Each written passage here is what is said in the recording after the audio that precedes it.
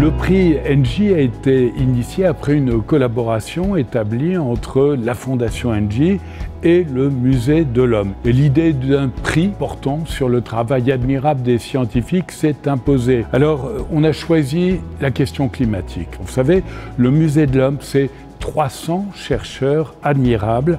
Donc, l'idée est de les aider, mais aussi de faire écho pour les décideurs, mais aussi pour l'opinion publique, pour la société, afin qu'elle s'inspire des travaux des chercheurs.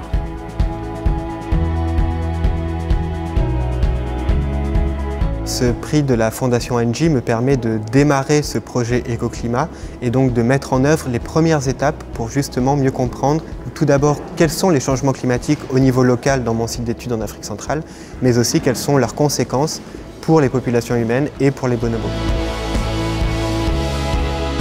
Le projet que nous avons présenté avec mes collègues s'appelle Envie d'image. Ce projet vise en fait à évaluer les relations que les sociétés humaines entretiennent avec l'environnement animal au travers des ressources alimentaires d'une part et des productions symboliques, donc ce qu'on va appeler plutôt l'art préhistorique d'autre part. Et ça porte sur le paléolithique supérieur en Europe.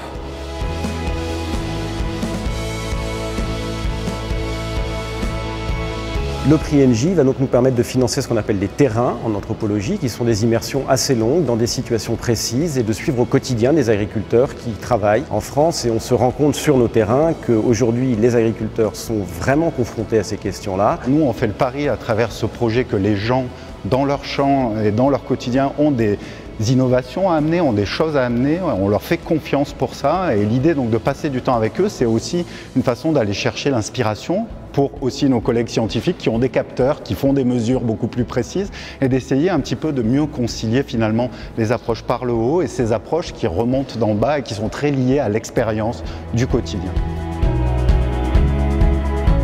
Aujourd'hui, la science sort du laboratoire. C'est assez nouveau en ce début de XXIe siècle. Non seulement elle fait un constat des lieux, mais elle fait des recommandations. Et ça, c'est très, très nouveau. Elle s'adresse à la fois aux décideurs, aux collectivités, aux grandes entreprises, et puis surtout à l'exécutif. Elle permet également d'éclairer la société qui ne reste plus sur le bord du chemin. Je crois qu'on est tous dans la même marche et qu'on va avancer grâce aux connaissances.